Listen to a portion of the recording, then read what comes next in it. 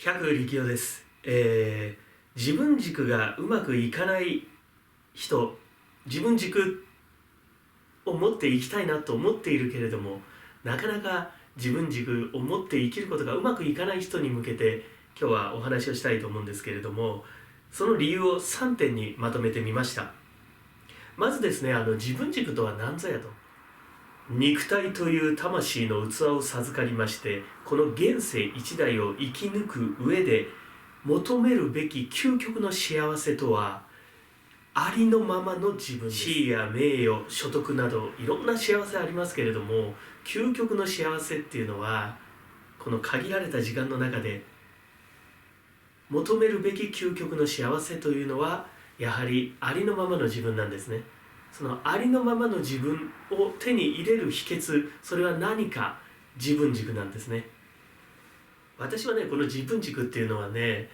自分軸って言い方が一番確かにいいとは思うけど、自分はね、腹時計って言ってます。なんていうかな、羅針盤とか腹時計。自分の腹時計をしっかり持ってるか、自分の腹時計で生きているかって。だけどやっぱり自分軸って言った方がいいかな。昨今この自分軸で生きるってことはね、広く一般に言われていて、ひょっとすれば勤め先のセミナーなんかでも教えられることがあるんじゃないですかね。自分軸の大切さっていうのを。もう今だいぶ、リテラシーも上がってきててね、積極的に昔と違って今はメンタルケアに随分乗り出している職場っていうのも多いと思いますね。なかなかこの自分軸を試みてはいるんだけど、なかなかうまくいかない。でその理由を3つ今日はちょっと挙げてみたいと思うんですけれども、第一に、物を言わぬとも周りの人たちの心を察する私たち日本人の美徳、この美徳こそが自分軸で生きる妨げになっているのではないか。これは答えはノーです。日本人の美徳イコール自分軸で生きられないではありません。自分軸があるっていうことは、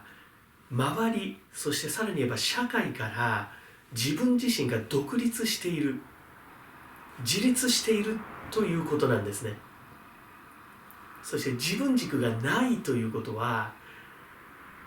いわば自分軸がないってことは、いわば他人に軸を置いている。自分の軸で推し量っていない物事、他人の軸で推し量っている。常に他人の評価、自分自身を他人に投影して、それで自分自身を自分自身の存在を確認することができる状態で、これは自分に軸がないんですよね。でちなみに日本人の美徳の周りの人の気持ちを重んじるというのは、崇高な次元でね、自分軸がしっかりあって、そこより一つ頭抜けた上、打つんでな頭上た上でね、俯瞰したところで周りの人の気持ちを読み取る。ちょっと大層な言い方すればハイヤーセルフとかね、高次元の自我みたいなもので、高次元の自我は集団無意識にアクセスすることができますので、それで読み取るという感じですよね。日本人の美徳のその和、周りの人の気持ちを読み取るということが、自分軸を捨ててね、周りの人たちに軸を預けて自分自身が翻弄されちゃうということでは決してないです。周りの人の気持ちを読むということが決して自分軸がないということとイコールではないです。確かに日本人は自分軸を持てない。例えば独立心の強いね、アメリカ人と比べておそらく日本人は、私たち日本人はね、自分軸がないと思うんですね。自分軸を取りづらい民族だと思うんですが、私たち日本人の美徳であるね、周りの人の気持ちを読むということを自分軸がないということと錯覚してはいけません。そして第2の理由、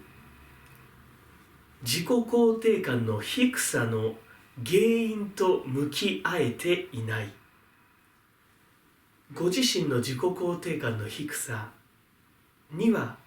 自己肯定感が低いという理由が必ずあるんですね。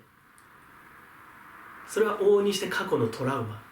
そのトラウマにとらわれてしまっている。でトラウマっていうのはもうなかなかどうすることもできない。それも過去に起こってしまったことなんで。ただこのトラウマっていうのはこれがトラウマなんだなと認識することで随分良くなるんですね。時にそれがトラウマなんだなとトラウマの存在を確認することによってもうトラウマはトラウマでなくなることもあります。まず自分が自己肯定感が低い人間だなと気づく。そして次にその自己肯定感の低さの原因に向き合う。これで自己肯定感は嘘みたいに高まっていきます。これだけです。そのトラウマ、原動力を克服する必要はないんですね。それはそれとしてその存在をただ受け入れてやることで自己肯定感は高まっていきます。自己肯定感が高まれば自分に自信が持てますんで物事を決断できるようになります。物事を決断するには当然自分軸がないと自分自身の判断っていうのは下せないわけですよね。本質的に自己肯定感が低い方はまずご自身が自己肯定感が低い人間なんだっていうことに気づいてあげること、そしてさらにはその自己肯定感の低さの原因となっているものにしっかりと向き合うこと、これをまずやってください。自己肯定感がぐっと底上げされれば自分軸をしっかり立てる土壌ができます。そして最後、これが一番多いんじゃないでしょうか。自分軸がなかなかうまくいかない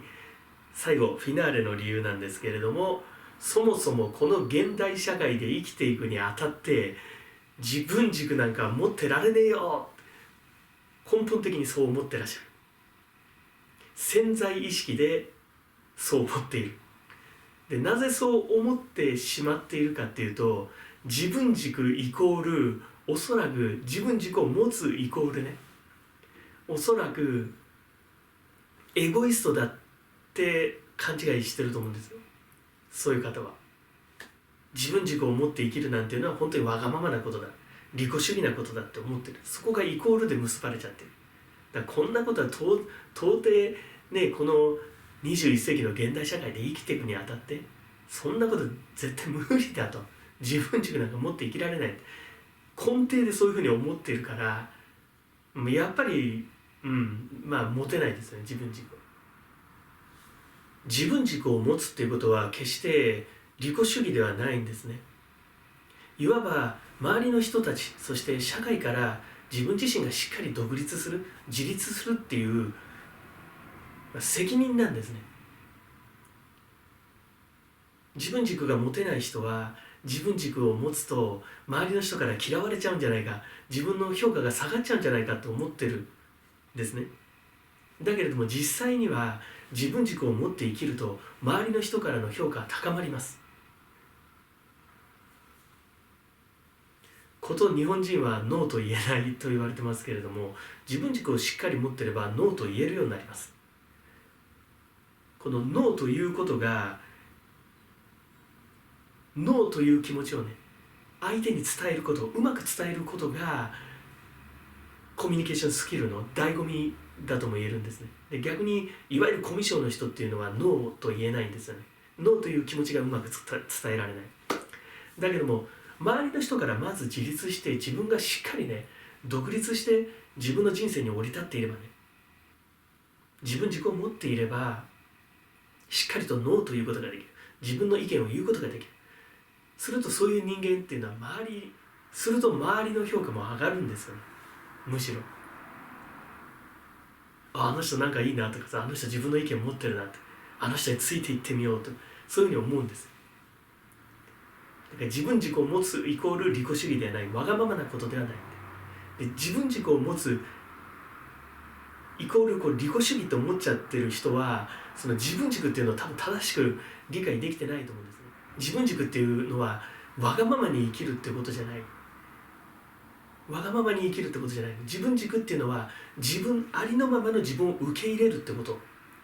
自分の中のいいことをもちろんなんだけど、悪いこともしっかり受け入れるってこと。それをしっかり見つめる、向かい合うこと。そしてありのままの自分で生きるということが自分軸。わがままに利己主義に生きるということが自分軸ではないです。わがままに利己主義に生きたら、それは周りの人からの評価下がります。ここら辺がだから勘違いしちゃってると、なかなか自分の軸っていうのが取れない。いつまでたっても周りの人たちに軸を置いてしまっている。周りの人たちにご自身を投影してしか自分自身を感じることができないって。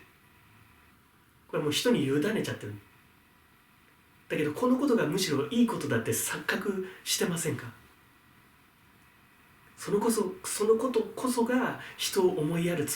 気持ちだ。人を思いやる優しさなんだと錯覚してませんか？それは違います。しっかりご自身がご自身の人生に自分の足で降り立って、自分の足でしっかり降り立てば自分の身の丈がまず測れますので、そこから踏み出す一歩こそが本当の自分の人生。ツンツンツンツンツンツン。だからしっかり自分自身を持つことが初めて周りの人たちに対して正しく配慮することができる。だからこれがね一番多いんじゃないかな。この自分軸っていうのは、多くの人がね、私もそうですけれども、多くの人がこう雇われの立ち位置でお仕事してるで、いわゆるビジネスマンの人たちなんだけど、そういう人たちこそが本当に自分軸を必要としてるんです。この自分軸っていうのを持てるようになると、本当に充実した自分の人生を歩むことができるようになる。ただ往々にして陥りやすい切ない錯覚っていうのが、自分軸を持つということは利己主義なんだと、エゴイストな生き方なんだって錯覚してしまっているから、なかなかこう持てないって。自分軸って言われてもやっぱり潜在意識で、あまり良くないことなんだ、現実にそれは通用する理論じゃないんだと思ってると、なかなかやっぱりうまくいかないわけなんですね。そんな中で本当に自分軸持とうってのは本当にただの利己主義者になっちゃう。それでは人間関係もうまくいかなくなっちゃう。自分軸っていうのは本当にこう自分の中にこうなんていうの、昔のあるじゃん、こう物差し一本入れてさ、背中にピシッて伸びる、なんか糸でピッてこう吊り上げられてさ、ふっとこう上がって、ちょっと高いところでね、一つ高いところで物事を俯瞰する。もちろん自分自身も俯瞰してやる。自分自身のいいとこも悪いことも受け入れてやることが自分軸を持つということですよ、ということです。だから今回はね、自分軸がなかなかうまくいかない人、理屈では分かってるんだけどなかなか応用が効かない、実践でうまくいかないっていう人たちのために3つ、項目を挙げてみました。第1つ目が、和を重んじる日本人の美徳イコール自分軸がないということではございません。そして第2に、自己肯定感が低い方はまずご自身が自己肯定感が低い人間なんだということを自覚するということと、その自己肯定感の低さの原因となっている原動力としっかり向き合うこと。向き合うだけでご自身の自己肯定感というのはぐーっと底上げされますよということですね。これが自己肯定感の低さが自分軸の取れなさにつながっているということです。そして第3に、これがおそらく一番多いと思いますが、自分軸を持つということがイコールエゴイストなことだと、利己主義なことだと履き違えている。こう思ってしまっているとなかなか自分軸は持てません。潜在意識でそういうふうに思っていると、自分軸を持とうとすると本当にただ自分大好きな利己主義者になってしまいますので、気をつけてください。ご清聴ありがとうございました。感謝しております。百力夫でした。それではまた、バイバイ。